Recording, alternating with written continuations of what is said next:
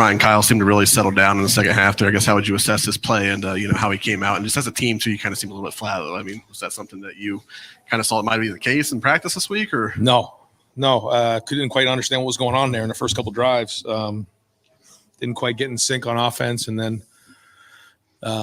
we had the botched snap. That was not supposed to be a fail. It was just a bad snap. He just kind of it slipped out of his hands, and it was like one of those things. Okay, what's going on here? But that is the game, and you got to respond. So I thought we did respond well in the second half, like you said, got in a rhythm. The number one goal is to be 1-0 on Saturday, so check that box. We want to play well in the second half, check that box. We wanted to start fast in this game, didn't get that done. So we got to look at why that is. But, yeah, you can start to see the rhythm again in the second half, similar to kind of, how we got in that 2-minute drive 2 weeks ago. So got to look at that and figure out why that is. But some real good play by Marvin Harrison, and we needed that. Because they were putting a lot of guys in the box and left the middle of the field open at times, and we took advantage of that in the second half. Over to the left, Bill Rabinowitz, Columbus Dispatch, and then Nathan Baird. Hey, you were coming off an off week, an emotional win, and I know you respected Maryland. What do you attribute the early struggles to? I don't know. I don't. I wish I had an answer to it, but you just got to keep shooters keep shooting. You just keep shooting and push through it. But no, I don't really have a good answer for it other than we got ourselves off schedule and then found ourselves in some third and, bad situations, which is why the third down looks the way it does. One thing about the third downs a couple weeks ago we did a nice job of is we stayed in pretty manageable situations. This was not the case today. So, didn't quite get that done. But, overall, I was pleased with the second half, but not the first. Played. Any explanation for that? Yeah, so we expect him to be ready for next week.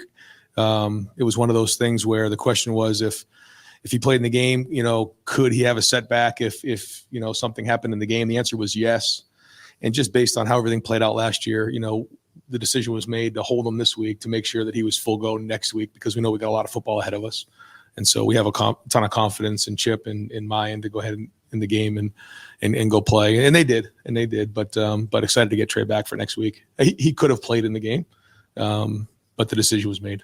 Over to the right, Austin Ward, Rivals, the podcast, and then Stephen Means.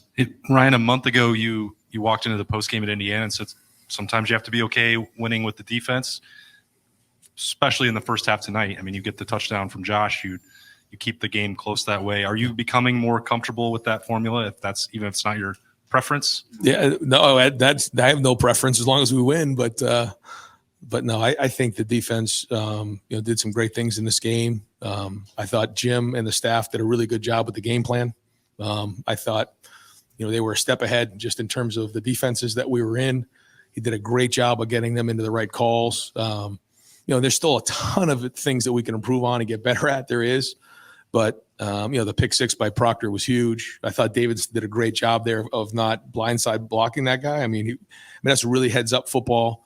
We got too many penalties on here. We got to get that all cleaned up. But I think our guys are playing hard. And I think that's the thing to me. Like, there's certain things that we can clean up, some things that were close, but our team is playing with passion. They're playing physical. They're playing hard. I mean, to see Josh make that play and then run down on the kickoff, stick the guy inside. I think it was inside the 20-yard line. There's just a lot of that play going on, and this is an exciting team to be around. I think the most exciting part of it is we haven't even reached where we can be, so we got to keep building and growing. But one of the things that you're starting to see about this team is we don't panic. If it's not going quite right, we're going to keep pushing forward. And maybe in the past it was like, okay, if things weren't going well in the first half, if it wasn't like the scoreboard wasn't turning over every couple of drives, everybody would start getting panicky. I think these guys have some poise. They played some games, and counting on that experience to pay off here in October and November. Nathan Baird, Cleveland.com, and then Cameron Teague Robinson. Ryan, as you assess things during the off week and you looked at offensive line personnel, was there any revisiting of the five guys you're playing there right now? And what is your concern level? I know you're saying not panicking like within a game, but like what's your concern level of that situation being the thing that kind of holds this team back? Yeah, I gotta watch it one more time and just see where we're at with what's going on. I know that there's a lot of guys in the box. They're going to stop the run, and that opened up the pass game in the second half. But I don't know exactly what our numbers were. I know I think it was less than 100 yards. I know the big sack probably took away some of it, but I think we were just over 85 yards or so rushing, and we expect to be higher than that. So I gotta figure out what it is. Is it the personnel, the scheme, or the coaching of it? I felt like we had a good plan going in. They got a pretty good front. They do a nice job, but we want to be more explosive. But like for instance, you're coming out on the 10-yard line, and there's a lot of guys in the box, and it opened up a huge play for Marvin down the middle of the field. So those are the things that we have to do. Is if they're going to put that many guys in a box, then we got to be able to throw the football, with what we have. But at the same time, when the box looks right, we got to be efficient. And I'll look at that, and when we have our press conference on Tuesday, I'll probably have a better answer for you. Okay, I'm going to ask people back there at the tables to clear your computers off. We're going to keep asking Coach some questions. We're going to have 2 more for Coach up here, and then I'm going to bring some players in at those tables. So if you're at the table, I need you to clear off there. A couple more for Coach right now. First of all, Stephen Means, Cleveland.com over to the right, and then Clay Hall. Just for starting, how was Emeka right after this game? And then also, just you're talking about Kyle a little bit. What did you just think of his day today? I think he would tell you, he felt better about the second half than he did the first.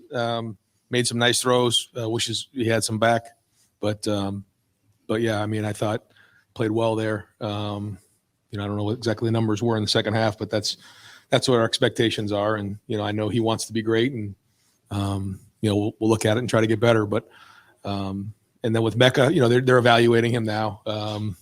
Doesn't seem like something major, but I don't really have much of an answer for you right now. Over to the left, Cameron Teague Robinson, the athletic, and then Dan Hope.